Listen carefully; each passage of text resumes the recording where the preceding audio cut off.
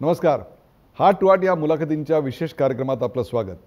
आज आपण भेटणार आहोत एका अफलातून व्यक्तिमत्वाला.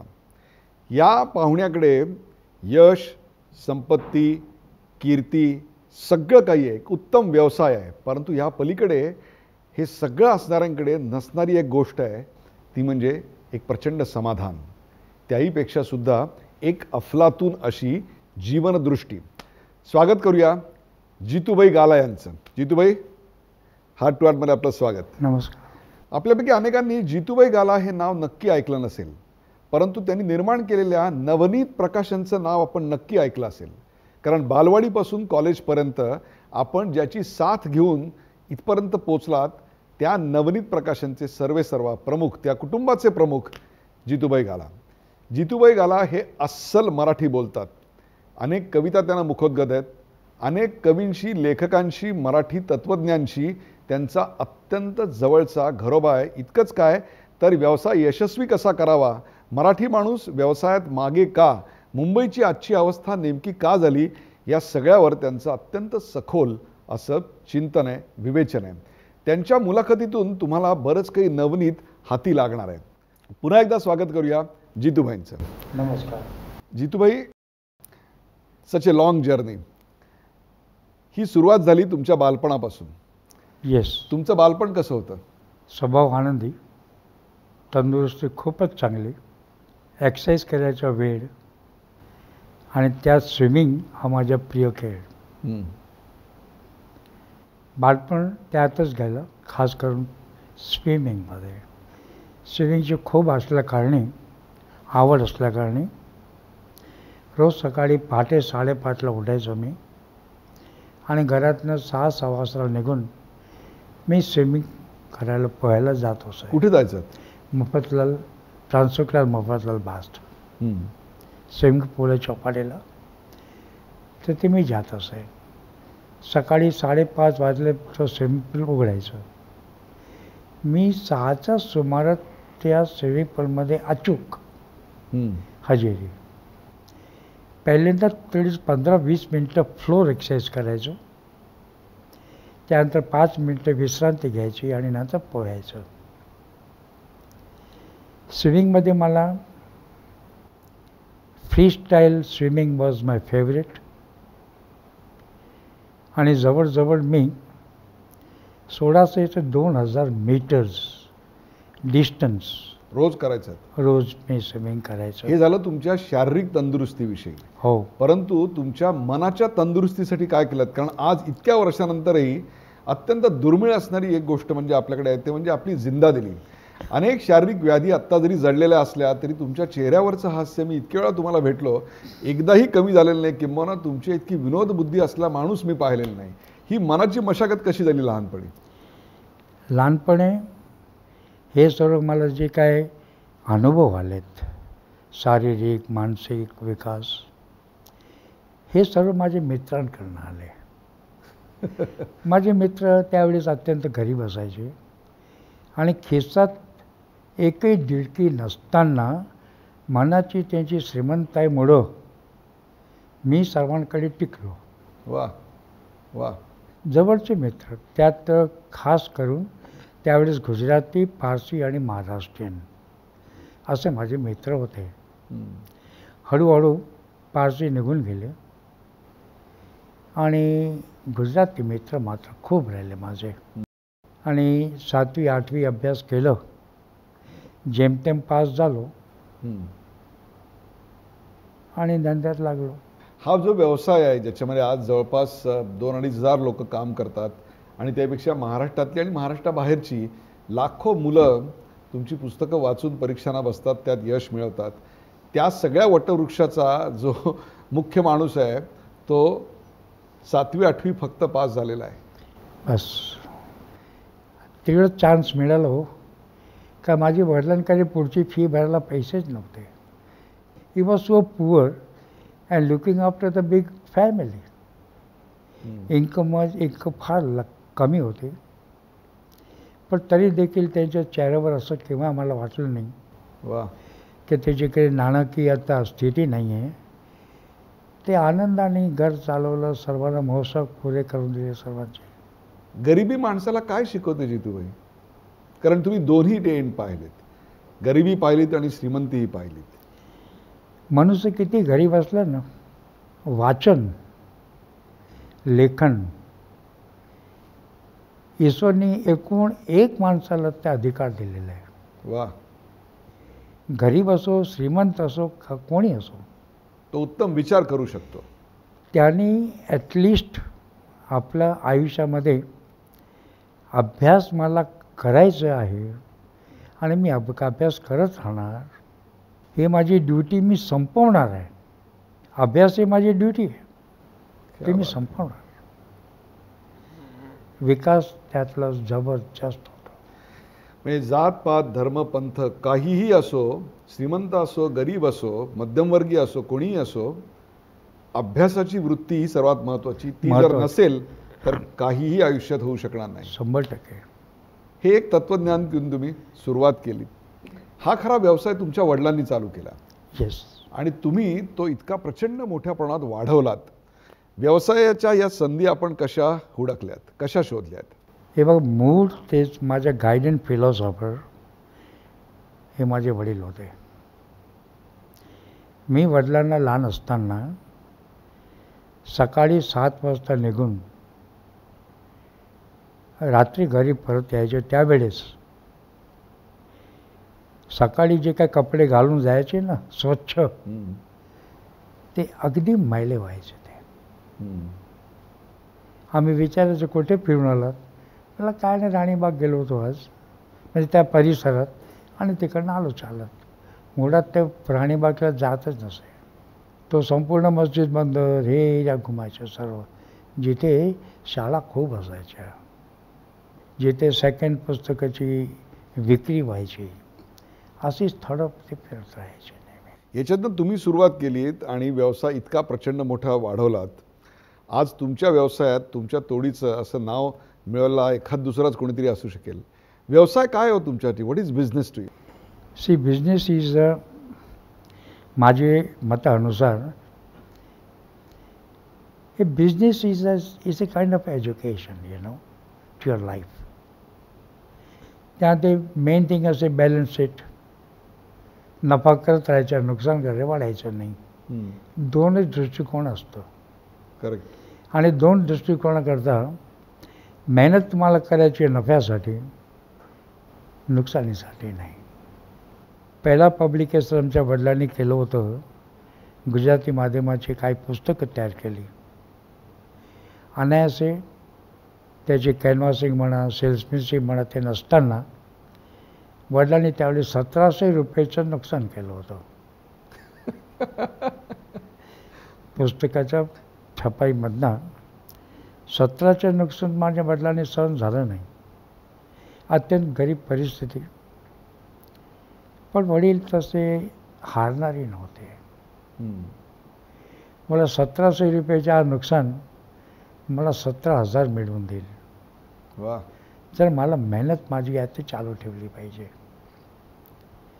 त्यांची दिनचर्या अशी होती की सकाळी 7 वाजता ते निघायचे बाहेर. लांब लांब रद्दीचे दुकान, जुनी दुकानं फिरायचे. काय श्रीमंत लोकांच्या घरी जाऊन बोंब मारायचे, रद्दी रद्दी, रद्दीवाला आया. तो कोणी वरती बोलवायचे की रद्दी घेऊन जा. मग आता काट्याने वजन करून, तर त्यावेळी श्रीमंत होते ना, हे फार उदार वृत्तीचे असायचे. म्हणजे मे वॅकेशनमध्ये जे काही रद्दी यायची, त्यामध्ये टेक्स्टबुक्स शिवाय अनेक शैक्षणिक प्रकाशने त्यात असायची. त्यावेळी श्रीमंत लोक सेकंड हँड पुस्तकं विकायला दुकानात जाणं म्हणजे कमीपणा लेखायचं की नाही, मी विकायला जाणार, रद्दी म्हणून देऊन टाकायचे. ते रद्दी म्हणून देऊन टाकायचे. विकायला जाणं म्हणजे त्यांना कमीपणा वाटायचं. ते एक वेळ होती अशी.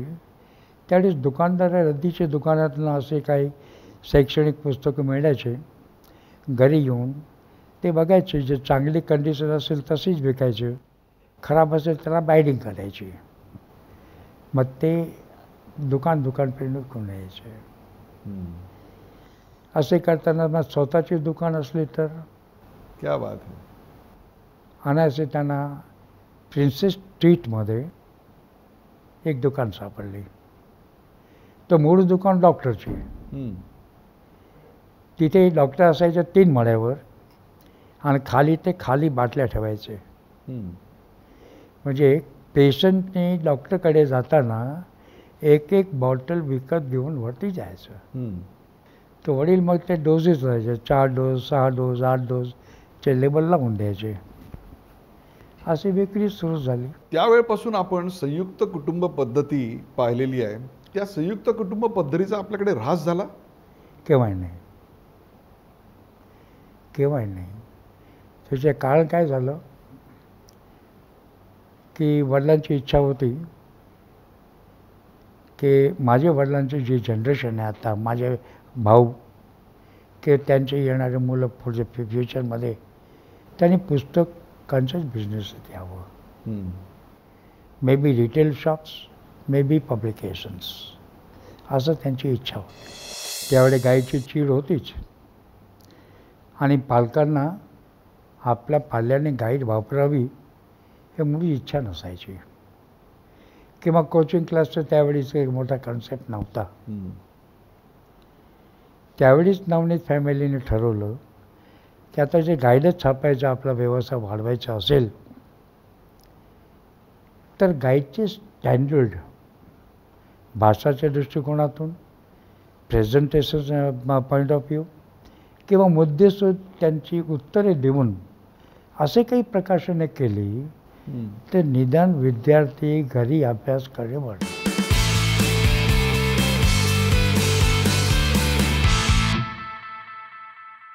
तुमचे अनेक मित्र, तुमचे कर्मचारी, तुमचे परिचित तुमच्या एका गोष्टीचं प्रचंड कौतुक करतात, ते म्हणजे तुमच्या जागी असलेली सेल्समनशिपची वृत्ती. ही सेल्समनशिप तुम्ही कशी कमावली? त्याचं काय गमक आहे की तुम्ही गेलात की माणसं तुमच्याकडे एखाद्या गुळाच्या खड्याला मुंगळे जसे अटॅच व्हावेत तसे ते आकर्षित होतात? असं काय आहे जितूबाईमध्ये की इतकी अफलातून सेल्समनशिप त्याच्याकडे आली? लहानपणी माझा एक नेचर होता असं की पुस्तक विक्रेत्याकडे मी फिरायचो नाही. इतर दुकानदाराची दुकान पाहायची, ते कसं सेल्समनशिप आपले प्रॉडक्टचे करतायत. काय पाहिलं तेव्हा? पाहिलं की एकतर हसून स्वागत, एक वस्तू मागायचं 3 दाखवायची, त्यांना कन्व्हिन्स करायचं आणि वाटायचा घेणार नाही तर त्याला म्हणायचं की तू नाही घेतलंस तरी चालला, पण आज मला आनंद आहे की तू माझ्या दुकानात आला. क्या बात आहे. जितूबाई, तुम्ही अशा काळात तो व्यवसाय वाढवला ज्या काळामध्ये पुस्तकांव्यतिरिक्त गाईड असावं हे कमीपणाचं लक्षण मानलं जायचं. किंबहुना गाईड ह्याची गरज नव्हती असा मानणारा खूप मोठा वर्ग होता. त्या वर्गाला तुम्ही गाईड घ्यायला भाग पडलात. एवढंच नव्हे तर वर्गात कितीही चांगला शिक्षक असला अथवा वाईट शिक्षक असला, शिकवणी असली नसली तरी प्रत्येकाच्या घरामध्ये नवनीतचं गाईड मात्र नक्की असायचं. हे कसं काय जमवलं? त्यावेळी गाईची चीड होतीच आणि पालकांना आपल्या पाल्याने गाईड वापरावी हे मुळी इच्छा नसायची. किंवा कोचिंग क्लासचं त्यावेळीच एक मोठा कन्सेप्ट नव्हता. त्यावेळीच नवनीत फॅमिलीने ठरवलं की आता जे गाईडच छापायचा आपला व्यवसाय वाढवायचा असेल तर गाईडचे स्टँडर्ड भाषाच्या दृष्टिकोनातून, प्रेझेंटेशन पॉईंट ऑफ व्ह्यू किंवा मुद्देसूद त्यांची उत्तरे देऊन असे काही प्रकाशने केली तर निदान विद्यार्थी घरी अभ्यास करे वाढणार. क्या बात. त्यावेळीच विद्यार्थी घरी अभ्यास करायचंच नाही. विद्यार्थ्यांमध्ये एकच खेळची आवड, तो क्रिकेट. सर्वांना विनो मांकड बनायचं होतं, सर्वांना विजय हजारे म्हणायचं होतं, सर्वांना बापू नाटकणी म्हणायचं होतं. आणि आत्ताच्या काळात लोकांना विराट कोहली बनायचे. तो IPL सिलसिला चालू आहे. पण तरी एक महत्त्वाचा मुद्दा असा उरतो की अनेकदा तुम्हाला तोंडावर दारं बंद केली असतील लोकांनी आणि सांगितलं असेल की आम्हाला गरज नाही, किंवा विक्रेत्यांनी सांगितलं असेल की आम्ही तुमची गाईड्स ठेवायला तयार नाहीत. तुम्ही कधी निराश नाही झाला?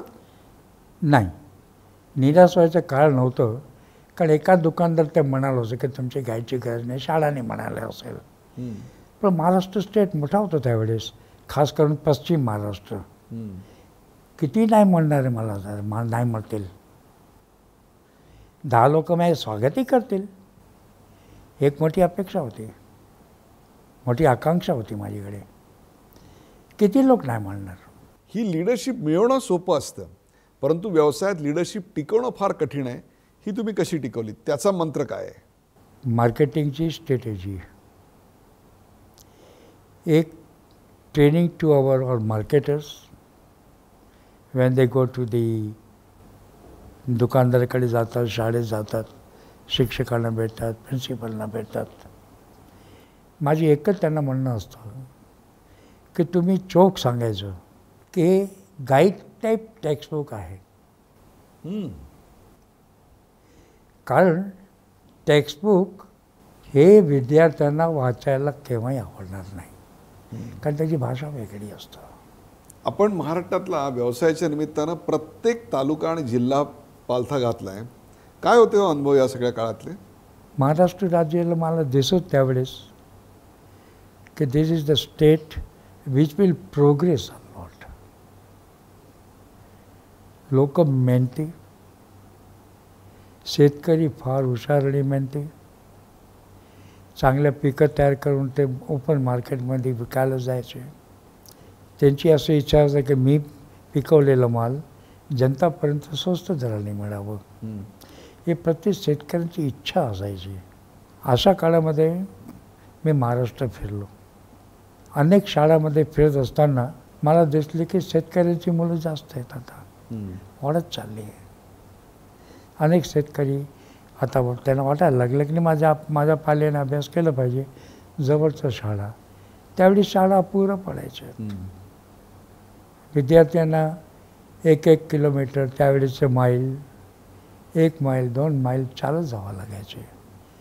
त्यावेळेस अशी माग आली की बाबा प्रत्येक शाळेमध्ये असं जाहीर केलं सरकारने की जिथे गाव तिथे शाळा, जिथे गाव तिथे ST. असं जो कार्य सुरू झालं, मला असं वाटतं की त्यावेळीचे मिनिस्टरमध्ये VP नाईकचे सरकार होते. खूप चांगलं. मधुकरराव चौधरी त्यावेळेस शिक्षण मंत्री होते, गांधीवादी नेते. या. आणि त्यांची योजना होती की जिथे जिथे गाव तिथे शाळा असली पाहिजे. त्या माणसाने प्रत्येक शाळा, जळगावचं आपला गाव खिरोदा तिथे उघडली. नंतर संपूर्ण जळगाव जिल्ह्यामध्ये शाळा उघडल्या त्यांनी. नंतर मिनिस्टर झाले, कॅबिनेट मिनिस्टर झाले आणि त्यांच्या कार्यकाळामध्ये महाराष्ट्रामध्ये बहुतेक अनेक शाळा उघडण्यात आली.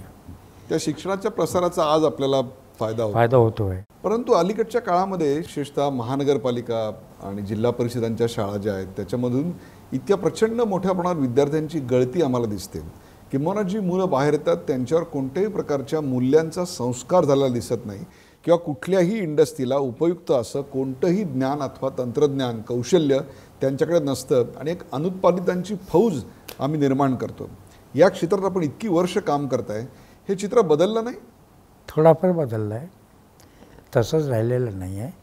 जागृती तर आलेलीच आहे. आज प्रत्येक पालकांना वाटतं की माझ्या पाल्या त्यानं शिक्षण घेतलंच पाहिजे. मी असे पालक पाहिलेले की ज्यांना फी द्यायला परवडत नाही आहे, तर कुठना तरी पैशाचे मॅनेज करून ते फी भरतायत आणि मात्र विद्यार्थी आपल्या पाल्यांना शाळेत पाठवत आहेत. पुढे मला माहीत होते मुंबईमध्ये मराठी मीडियमच्या शाळा 19 ते 50 पासून ते 70पर्यंत माझा अनुभव म्हणते असं जवळजवळ 500च्या वर मराठी 700च्या वर मराठी मीडियम शाळा असायची. संख्या कमी असायची, पण there are management, there are few management always think की आपल्याला जर काय देता आलं तर शिक्षण देता येणार तर मराठी मीडियमची शाळा उघडा. त्यावेळेस मराठी मीडियमचा दबदबा शाळांचा खूप मोठा. परंतु आता आपण पाहिलं तर अगदी नामांकित शाळांना सुद्धा मराठीची बॅच चालवणं फार कठीण होत चाललंय. किंवा इंग्रजी माध्यमाकडे लोकांचा ओढा वाढला आहे. हे फक्त मराठी भाषेत घडते असं नाही जितूबाई, हे मी गुजरातीतही बघतोय, तमिळमध्येही बघतोय, सर्व ठिकाणी. त्यात मराठी भाषेचा आणि मराठी शाळांचा असा ऱ्हास का व्हायला लागला? सरकारी धोरणामुळे, पालकांच्या अनास्थेमुळे की आणखीन कशामुळे? स्टँडर्ड ऑफ एज्युकेशन और may be language is my one of the, असं म्हणायला गेलं तर आपला मुलगा जर अंग्रेजी माध्यमात शिकला तो फटाफट अंग्रेजी बोलेल, लिहू शकेल, वाचू शकेल, तर तो विद्यार्थी पुढे अभ्यास करू शकणार. असं मला माझ्या कॅनव्हासिंग करताना शाळेतसुद्धा असं आलं की आम्ही आता आमची शाळा बंद करून मराठीची इंग्लिश मिडियममध्ये ट्रान्सफर करतो. आज मुंबईमध्ये इंग्लिश मिडियमच्या शाळेच्या संख्या मोठ्या प्रमाणात आहे. इवन मराठी मॅनेजमेंटच्या शाळा, पायल टिळक विद्यालय, त्यांना इंग्रजी माध्यम शाळा सुरू करावी लागली. परांजपे विद्यालय तर तिथे बघा ते इतकी मोठी मराठी शाळा, नामांकित शाळा, त्यांना इंग्रजी माध्यम सुरू करावं लागलं. हे पालकांची गरज आहे. परंतु आज शाळेमध्ये जे शिक्षण दिलं जातं आहे ते ICT टेक्नॉलॉजीनी दिलं जातं. त्याच्यामध्ये शिक्षकाचा सहभाग कमी आणि तंत्रज्ञानाचा सहभाग जास्त आहे. याच्यामुळे नेमका शिक्षणाच्या गुणवत्तेत काय फरक पडला असं वाटतं आपल्याला? मला असं वाटत नाही आहे. कारण काय आहे की वर्गात शिक्षक शिवाय कोणी शिकवू शकत नाही. वर्गामध्ये शिक्षक जेव्हा चूक करतो आणि तो चूक शोधून पुन्हा शिकवतो तो अस्सल ज्ञान म्हणावा. वाह वाह. ते कॉम्प्युटर करू शकणार आहे का? नाही करू शकणार. दुसरं, शिक्षकांना असं वाटायचं नेहमी की माझी शिक्षकांची कारकिर्दीमध्ये मी रिटायर झाल्यानंतर मला काय उद्योग नसणार, निदान तरी आता मला जे काही स्पेशालिटी माझ्याकडे शिक्षकाची आहे त्या माध्यमातून जर हजारो विद्यार्थी मी जर शिकवलं व्यवस्थित, ते मोठे होतील, काही परदेशात जातील, काही भारतात अन्य प्रांतमध्ये जातील, तरी तो त्याचं तिकडे विजयमध्ये सुद्धा त्यांच्या डायलॉग्समध्ये एक वस्तू निश्चित असतं की आज मी जे काय आहे ते माझे प्रायमरी शिक्षकांमुळं आहे. क्या बात, क्या बात. आणि वास्तविकता आहे. हे मी पाहिलेलं आहे. परदेशचा आवाज असा होत आहे हे मी प्रत्यक्ष पाहिलं. एकदा सुनील गावस्करला मला भेटायची संधी मिळाली. 5 मिनटं 10 मिनटं. मी त्यांना विचारलं की तू इतका दिग्गज cricketer internationally, why you speak in English? At least when you come to Marathi channel for talking मराठीत बोललं पाहिजे. मराठीत बोला.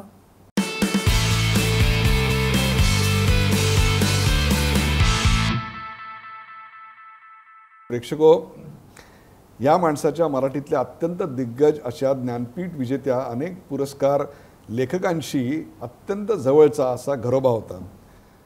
मराठी भाषेसाठी तुमची अशी ही नाळ कशी काय जुगली की कोणत्याही मराठी माणसापेक्षा तुम्ही आज मराठी जास्त वाचलं? एवढंच काय तर अगदी विठ्ठलाची पंढरपूरची वारी सुद्धा तुम्ही केलेली आहे. मला सांगा, तुम्ही हे मराठीची तुमची नाळ इतकी कशी जुगली? इतके सुंदर मराठी बोलता, इतक्या सुंदर कविता वाचून दाखवता, अनेक कविता लेखक कवी तुमचे जवळचे मित्र आहेत. सुरुवातमध्ये मी जेव्हा मराठी माध्यमाच्या शाळेत जात होतो पब्लिसिटीसाठी, कॅनव्हासिंगसाठी, तेव्हा प्रत्येक शिक्षक माझ्याशी हिंदीमध्ये बोलायचे. मराठी शाळेचे शिक्षक हिंदीमध्ये ते माझ्याशी वार्तालाप करायचे. मी विचारायचे की मी मराठी शिकणार केव्हा? क्या बात आहे. तुम्ही, माझी चूक होणारी निश्चित आहे, तर तुम्ही बोलणारी माणसं किती इतकं चूक करत नाही स्वतःची मातृभाषेत, ते सुधरून घेता.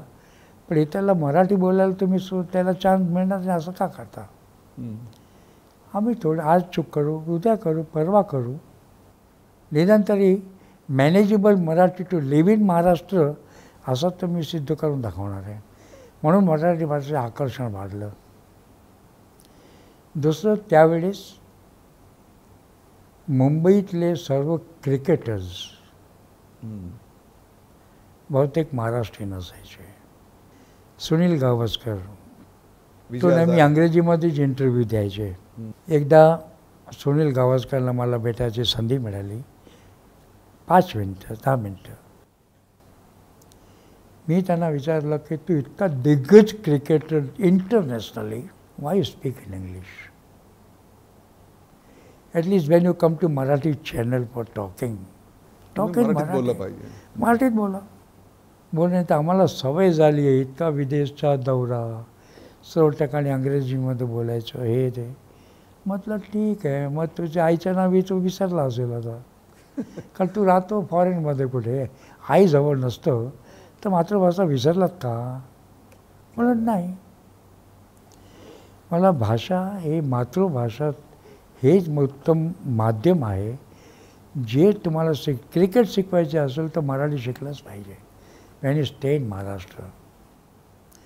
तुम्हाला फुटबॉल खेळायचं असेल, though it is not Indian game, पण when you playing in Maharashtra तुम्हाला मराठीमधनंच शिकलं पाहिजे. मराठीतल्या अनेक लेखकांशी आपला अत्यंत जवळचा परिचय. त्यातली एक म्हणजे कुसुमाग्रज. हो, काय त्यांच्या आठवणी? विवा शिरवाडकर म्हणजे खूप माझ्यावर अपार प्रेम त्यांचं.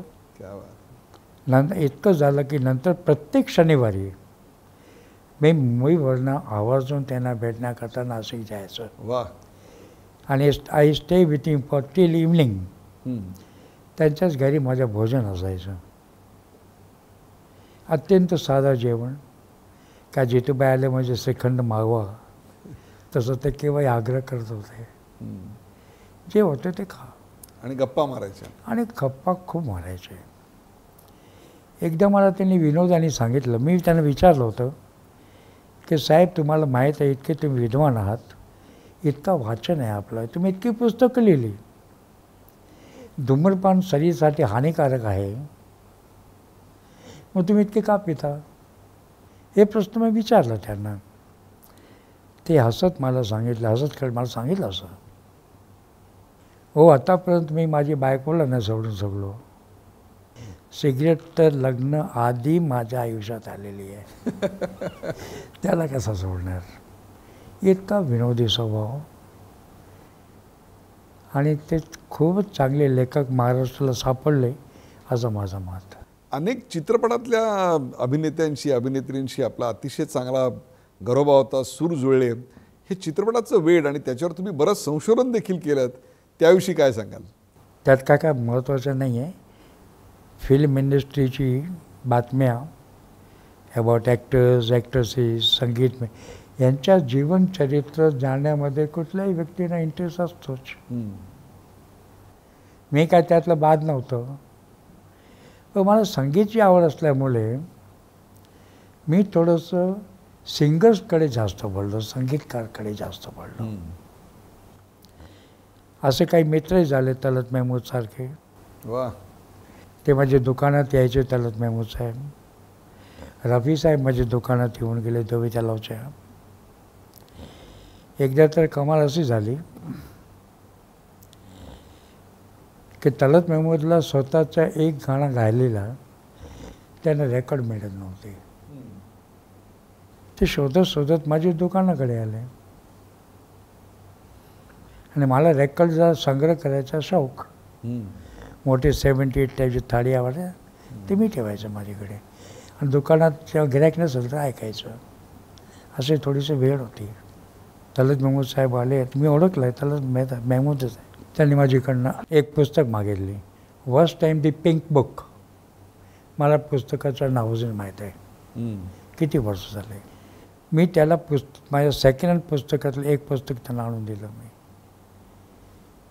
तलत महमूद मला म्हणाले की हे पुस्तक मी बांद्रामध्ये, माहीममध्ये, सांताक्रूजमध्ये एकूण एक बुकशॉपमध्ये मी फिरलो, मला मिळाले नाही. मला गालासाहेब पैसे बोलो, मला पैसे नहीं चाहिए मुझे. बोला क्यों? मैं तो ऐसा फुकट नहीं लूँगा. मी त्याला म्हणालो होतो मला माहीत आहे कि आपने जब गाना गाए, रिकॉर्डिंग किया, आपको जो 1500 मिलाने के बाद उसके बाद क्या मिला? क्या बात है. आपको क्या मिला? आपको ये मिला कि मेरे सुनने वालों ने आज मेरे गीत गाते हैं, वही सबसे बड़ा पुरस्कार आपका है. वाह वाह. खुश झाले ते बिचारे की बाबा कोई मेरा भी कला का कदरदान मिला. असे काही घटना मला आठवण्यात. आपण शिरवाडकरांबद्दल बोलत होतो, तसंच तुमची अधिक घनिष्ठ मैत्री वसंत कानेटकरांची पण झाली. झाले ना. दोघांच्या स्वभावात काय फरक होता? कारण शिरवाडकरांकडे तर माणसाचा प्रचंड राबता असायचा, तर कानेटकर हे तसे काहीसे एकटे असायचे. एक चांगली एक्सपिरियन्स. एकदा नाशिक त्यांच्या घरी शिरवाडकर साहेबांचे गप्पा मारत असताना मला त्यांना माहीत ते गप्पे खूप मारायचे. आता मला म्हणायचं माझ्या लाईफमध्ये एकच गुजराती जो माझ्याशी बोलतोय खूप मराठीमध्ये. वाह वाह. खूप मारायचे. तितकेच लताताई आल्या. मी उठलो तिकडनं. मला शिरवाडकर म्हणतात तू बस रे, तू पहिला आलेला आहे. लताताई तर आत्ता आले, त्यांना बसू दे की इथे. आणि लताताई आले होते की बाबा तुमची काही जे काय कविता आहेत, I just wanted to sing those. ते कंपोज करायची आहे काय. मला ठीक आहे. मला मी तुमच्याकडनं परमिशन त्यासाठी घ्यायला आली की कॉपीराईटचा प्रश्न येणार. मला माझ्या जीवनातलं काय कॉपीराईट नाही, काय नाही, जे माझं आहे ते सर्वांसाठी आहे. वाह. तुम्हाला गायचं तर गा, तुमची मर्जी. वाह. इतका निखालस स्वभावाचा मनुष्य अशी मी माणसं तरी आता देखील दुर्मिळ झाली. दुर्मिळ पाहायला मिळणारच नाही.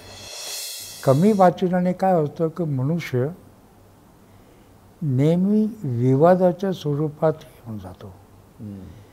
काय बोला तरी तो वाद करणारच, ॲक्सेप्ट करत नाही. आज कुठलीही गोष्ट ॲक्सेप्टेबल नसताना व्हॉट एव्हर कम्प्युटर सेज और इंटरनेट सेज इज करेक्ट. लोकांनी संवाद आता या माध्यमातून करायचं आता सुरुवात झाली.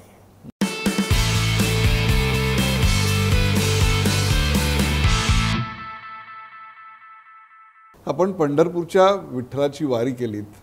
आपला देवावर प्रचंड विश्वास आहे. काय देतो परमेश्वर? परमेश्वर काही असं हाताने काय देत नाही. ही गिव्ज यू इन्स्पिरेशन. वा. सत्यमेव जयते हे मुळात देवाने दिलेला इन्स्पिरेशनमध्ये आलेला शब्द आहे. सत्य बोलणे किंवा सत्य कळणं त्यातले कामाचं स्वरूप चांगलं असतं नेहमी. स्वर्ग सुंदर आहे तर हे सुंदर स्वर्ग हे धरतीमध्ये निर्माण करू शकतो वा. जर योग्य अभ्यास केला तर. वा. कारण देव आमची शिकली नव्हती तरी इतकं मोठं प्रचंड त्यांनी स्वर्ग निर्माण केलं. आम्ही शिकून नाही करू शकणार का इथे स्वर्ग? वा. हे मुळात आमच्या पंडित लोकांनी शिकवलं आम्हाला. या वयात देखील तुमचं वाचन अफलातून आहे. वाचनामुळे काय मिळतं असं वाटतं? आणि अलीकडची मुलं इंटरनेट आल्यानंतर खरं तर वाचन वाढायला पाहिजे, पण कमी वाचताना दिसत आहेत का? फार कमी. माझ्या घरी माझे नातवंड आहेत ना, ते बोलतात जास्त, वाचतात कमी. कमी वाचनाने काय होतं की मनुष्य नेहमी विवादाच्या स्वरूपात येऊन जातो. काय बोला तरी तो वाद करणारच, ॲक्सेप्ट करत नाही. आज कुठलीही गोष्ट ॲक्सेप्टेबल नसताना व्हॉट एव्हर कम्प्युटर सेज और इंटरनेट सेज इज करेक्ट. लोकांनी संवाद आता या माध्यमातून करायचं आता सुरुवात झाली. समक्ष आम्ही केव्हाच ॲक्सेप्ट करत नाही. हा माझा अनुभव आहे. आपण मराठी माणसाला आपल्यासारख्या एका गुजराती माणसाच्या नजरेतून बघूया. मराठी माणूस आमचा धंद्यात मागे काय हो? काय काय असं आहे की जे गुजरातीला जमतं आणि मराठी माणसाला जमत नाही? आता हा प्रश्न आत्ता तर नाही दिसत मला असं. हे प्रश्न हे फार भूतकाळचा आहे, म्हणजे अतीतचा प्रश्न आहे. आता असं नाही आहे. पूर्वी नोकरी करायची म्हणजे सरकारी किंवा ग्रामीण भागामध्ये ग्रामपंचायत किंवा असं नोकरी म्हणजे सेफ नोकरी. जेव्हा सेफ नोकरी मिळायला गेली तर तो विचार कामावर आला होता की नोकरीमध्ये मला कोणी काढणार नाही. मग काम कशाला जास्त करायचं. पण सध्याची मुलं जे पुढे अभ्यास करून आत्ता जे नोकरी लागलेत, सध्या मला वाटतं एकही विद्यार्थी जे आता नोकरी करतायत किंवा बिझनेसमध्ये आहे ते असे विचार करत नाही. नोकरी करताना सुद्धा मला कामाला न्याय देतात. माझ्याकडे 3000 कर्मचारी आहेत नवनीतमध्ये, त्यात बहुसंख्य महाराष्ट्रीयन आहेत. तर नवनीतचं प्रोग्रेस चालूच आहे, केव्हा मंद पडलेलं नाही. की आम्ही काम करतो म्हणून नवनीत चालला असं काही कारण नाहीच आहे. हे सर्व कर्मचारी काम करतात म्हणून नवनीत चाललं आहे असं म्हणायला मला मुळीच भीती वाटत नाही. मराठी माणसांचा आपला इतका चांगला अभ्यास आहे, मराठी नाटकांचा, मराठी चित्रपटांचा आपण आस्वाद घेता. पूर्वीच्या काळी खूप आशयघन चित्रपट होते, विशेषतः प्रभात आणि त्याच्यानंतरचा काळ आपण पाहिला. त्याच्यावर एक ग्रामीण महाराष्ट्राची तिथल्या कथानकाचं आपल्याला दिसायचं. त्याच्यानंतर विनोदी अशा स्वरूपाच्या चित्रपटांची लाट आली आणि मराठी चित्रपटांची पिछेहाट देखील त्याच वेळेला व्हायला लागली. नंतर श्वास आला 1990च्या दशकामध्ये आणि त्या श्वासने एक प्रकारे मराठी चित्रपटांची काट टाकली आणि आता अनेक चांगल्या विषयांवर मराठी चित्रपट येत आहेत. तरी देखील मराठी साहित्याचं प्रतिबिंब आमच्या चित्रपटात पडले असं दिसत नाही. या सगळ्या प्रवासाबद्दल आपण काय सांगाल? मी मात्र महाराष्ट्राविषयी बोलणार नाही. Me if I talk complete India about it. काय असे दिग्दर्शक पटले हे जे कथाकथन करतात ते लेखक कथा लिहित आहेत किंवा ॲक्टर्स, त्यातला मी एक माणसाचं नाव घेणार, ते होते बिमल रॉय. फार मोठे प्रोड्युसर डिरेक्टर. त्यांनी केलेले चित्रपट हे ग्रामीण भागातले होते सर्व. समाजला त्यांनी हिंदुस्थान दाखवलं एकाच पिक्चरमध्ये, 2 बिघा जमीनमध्ये, की this is the position of India. जिथं सावकार लोक कमी आहेत, राज्य त्यांचं, श्रमिक लोक खूप आहेत, ते भुके मरत आहेत. हे बिमल रॉयनी दाखवलं त्या पिक्चरमध्ये. अनायासं काय झालं की त्यावेळेस ह्या पिक्चरला खूपच मोठा यश मिळालं. अनेक सावकार लोकांचे हृदयसुद्धा पिघळले, बाबा आत्ता असं चालणार नाही, हे शोषणवृत्ती बंद करा आणि सर्वांना काम द्या. पण त्यानंतरसुद्धा अजूनही बऱ्याचशा देशांमध्ये अजूनहीसुद्धा इतका सुधार आल्यानंतर देखील सुद्धा अजून संकुचितता आहे, तो ग्रामीण भागात राहिलेली आहे. पण शहरी भाग अत्यंत चांगलं झालेलं आहे आता शिक्षणाच्या दृष्टिकोनातून. मात्र मुंबईमध्ये आज जर नसेल तर लहान मोठ्या 2000 शाळा असेल, कमी नाही. ते वाढून आज 3000पेक्षा जास्त गेला आकडा. तो आकडा फार मोठा आकर्षक आहे, कारण इतकी शाळा प्रमाण वाढलं तर प्रत्येक शाळेमध्ये आज विद्यार्थी 50सुद्धा पोहोचत नाही वर्गामध्ये. पण तरी दिलं की मॅनेजमेंट विचार करते का आपल्याला शाळा बंद करायची नाही, कारण आपला जो ध्येयाने आपण जी शाळा सुरू केली होती तो ध्येय मग एक विद्यार्थी असो किंवा 50 असो किंवा आपण चालू ठेवायचं. मराठीमध्ये नाटकाला फार एक समृद्ध परंपरा आहे. आपण अनेक मराठी नाटकं देखील पाहिली आहेत, परंतु गुजरातीमध्ये आम्हाला तेवढी सशक्त अशी नाटकं का दिसली नाहीत? काय वाटतं तुम्हाला? नाही, गुजराती नाटक सशक्त असतात. दॅट इज ऑन स्टेजला जे चांगले स्टेज बनवतात, त्यातलं डेकोरेशन असतं. हे मुळात गुजराती नाटकांमध्ये जवळजवळ नाटक हे मराठीमधनं झालेली आहेत. नटसम्राटचं ट्रान्सलेशन दिसलं, परंतु नटसम्राट गुजरातीत का नाही तयार झालं? का गुजराती माणूस हा फक्त एंटरटेनमेंटसाठी म्हणून येतो नाटक पाहायला? तो एंटरटेनमेंट बघतो खाली, मॅनेज म्हणजे he take the use of it. आपल्या मनाला कधी एंटरटेनमेंट पाहिजे, पण स्वतः काही ॲक्टर झालंच नाही तो. मी तुम्हाला सांगतो, पद्मा राणी, शी वॉज महाराष्ट्रीयन. दिग्गज actors of Gujarati pictures and drama. Sarita Joshi, दिग्गज ॲक्टर्स, वो ते महाराष्ट्रीयन. पण त्याने गुजराती स्टेजची फार मोठी सेवा केली. असं अनेक लोक आले जे मराठी ॲक्टर ॲक्ट्रेसेस. त्यानंतर डिरेक्टर्स ऑल्सो. ते गुजराती ड्रामा त्यांनी परमिशन दिली, खूप आले नाटक. पण गुजराती नाटक चालल्याचं एकच कारण स्टेज डेकोरेशन्स, वेशभूषा परवडतं म्हणून केलं. कारण का तिकडे तिकीटचे भाव हाय. आज कुठल्या गुजराती ड्रामाचा तर पुढची सीट पाहिजे तर 1000 रुपये खाली सीट नाही आहे आज. मग 1000 रुपये देणार प्रेक्षक जाणार तर त्याला तर तो देऊ शकतात ते. त्यामुळं पण ओरिजिनल जे मराठी नाटकं असतात त्यांची तोडीनं अजूनही एकही गुजराती ड्रामा झालेला नाही. मध्यंतरी एका खूप मोठ्या आजारपणाला आपल्याला सामोरं जावं लागलं, पण तरी देखील तुमच्या चेहऱ्यावरचं हास्य कधी काही गेलं नाही की मग ना तुमची जी समाधानी वृत्ती आहे त्यात काहीही फरक पडला नाही, याचं गमक कशात आहे? लोक म्हणायचे की बाबा तू बिंदास मनुष्य आहे, तुला कसली चिंता नाही, काळजी नाही, आरामशीर जगतोय, खातोय, पितोय, मौज करतोय. तर हा विचाराने मी मोठा झालो. चांगलं देखणं, टफ हे झालो. पण आतलं जेव्हा मी ऑफिसमध्ये बसतो ना त्यावेळी मी जेतूबाई नसतो. मी एक कर्मचारी असतो. एक काय मला एवढं काम करायचं तर माझी कंपनी पुढे येणार. आणि हे काम जर आम्ही सर्वांनी केलं तर कंपनी खूप पुढे येऊ शकतं, धंदा होऊ शकते. तर ध्येय एकच होतं की जेव्हा कंपनी सुरू झाली तेव्हा 5 कर्मचारी होते.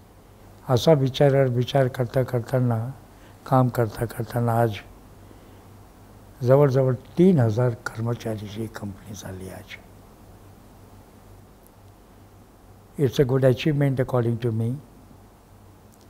का 3000 प्रतिनिधी मात्र महाराष्ट्र राज्यामध्ये आहे. बरोबर. ते प्रत्येक शाळेत फिरत आहेत. आणि दुसरं एकच कारण झालं की कुठल्याही शाळेमध्ये मी आजपर्यंत मी असं म्हणत नाही की माझे पुस्तक तुम्ही साहेब रेकमेंड करू नका, प्रिस्क्राईब करा. आमचे प्रतिनिधी सांगणार सर जर आपल्याला आवडली ना तर तुम्ही स्वेच्छेने शिफारस तरी करावं. इतकं आमच्या वतीनं काम करून दिलं तर आम्ही आमचे उपकारी, आपले उपकारी. वा. त्या स्ट्रॅटेजीने मार्केटिंग झाली.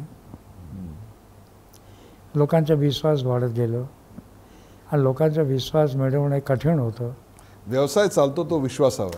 अगदी भरोश्यावरच चालतं. एक शेवटचा प्रश्न विचारायचा आहे की अनेक सामाजिक कामामध्ये आपण सहभागी होता. गुजरातेत करता, महाराष्ट्रात देखील केलेलं आहे. डायलिसिस सेंटर अनेक उभी करण्यामध्ये आपला खूप मोठा सहभाग आहे. या सामाजिक कामातून जितूबाईंना काय मिळतं?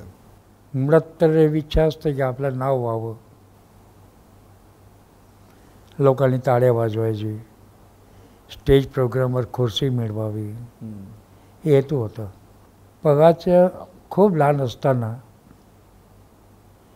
एकही समारंभाचं प्रमुख स्थान घ्यायचं नाही, स्टेजवर जास्त बसायचं नाही, वेळ आली किंवा तरी तर नाही तर नाही.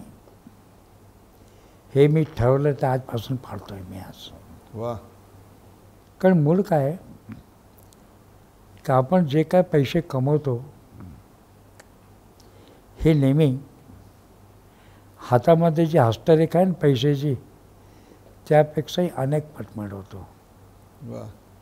तर माझे असं इच्छा असतं की या पैसेवरनं तुमच्या हातात किती असेल कॅपॅसिटी तेवढेच पैसे ठेवा, बाकी वाटून टाका. वा. कारण ह्यापेक्षा जास्त मिळणार नाही, कमी मिळणार नाही. मग जास्त आले तरी आपले काय कामाचे आहेत, मग आता वाटून टाकतो आपण चांगल्या कार्यासाठी. आयुष्याच्या ह्या टप्प्यावर परमेश्वर जर आत्ता तुमच्या समोर आला तर तुम्ही परमेश्वरकडे काय मागाल? खूप दिले. माझ्या तर आयुष्य संपायला आलेलं आहे, पण कोणीतरी त्याला जगायला वाटलं की आमच्यासारखे लोक आहेत, त्यांना सद्बुद्धी दे, त्यांना चांगले विचार दे की लोकसेवा, जनसेवा हेच प्रभूची सेवा आहे. वा. प्रेक्षको, एका अत्यंत यशस्वी उद्योजकाचं हे पसायदान होतं की जे काही आहे ते समाजासाठी आहे. ईश्वरा त्या समाजाला सद्बुद्धी दे, चांगला विचार दे, एक चांगला माणूस कसं बनावं, कलांचा आनंद कसा घ्यावा, उत्तम व्यवसाय कसा करावा आणि त्याहीपेक्षा मराठी भाषेवर अगणित असं प्रेम कसं करावं याचं उत्तम उदाहरण म्हणजे जितूबाई गाला.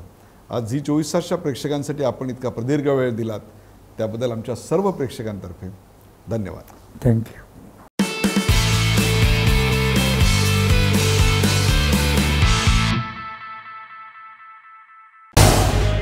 झी 24 तास रहा एक पाऊल पुढे.